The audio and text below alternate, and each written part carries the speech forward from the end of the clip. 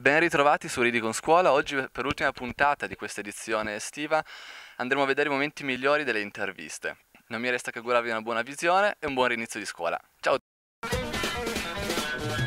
Sì, amici, voi pensate che io sia solo fufu e invece no. Allora amici, sappiate questo, che io sono, senti che non lo sapete, forse Sentiamo. l'hai studiato, so già. Io sono laureato in economia e commercio alla Bocconi di Milano. Ciao!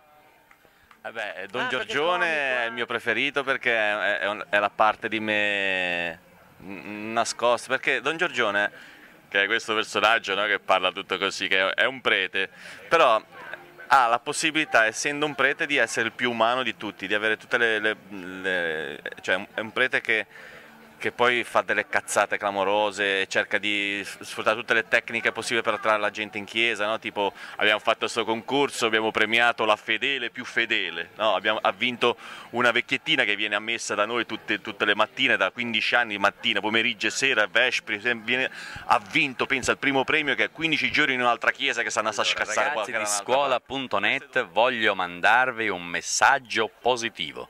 Suggerisci. Allora, positivo, perché nella vita bisogna avere un pensiero ottimista e positivo. Suggerisci cosa?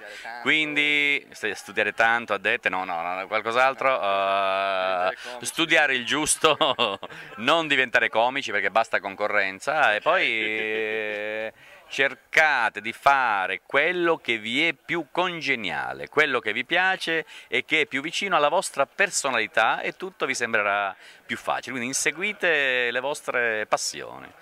Andate dove vi porta comunque, il fino a un certo punto sono andata bene perché ero secchiona. Quando ho scoperto che era molto divertente raccontarsi le barzellette, chiacchierare con le amiche, con i compagni di classe, perché poi le classi miste sono arrivate dopo. Noi ai nostri tempi non avevamo la classe mista dalle elementari. Ecco, i ragazzini in classe, ma che divertimento, ci sono i ragazzi, i maschi, dai, giochiamo, facciamo. E sono arrivati 6-7 incontro. Prima tra l'altro Alex, vedi, ma Alex è un costrittivo di Alex con la X o C? CS finale, spero. Che argomento interessante questo di cui discutere. Alex, no, ma finisce con CS. No, con la X. Con la X. Vabbè, allora io mi chiamo Giorgiox e Andreax, che sembra quasi Anthrax. sì, come l'antracite. Ho un passato anche nel mondo dell'hard, come si può notare dalla mazza.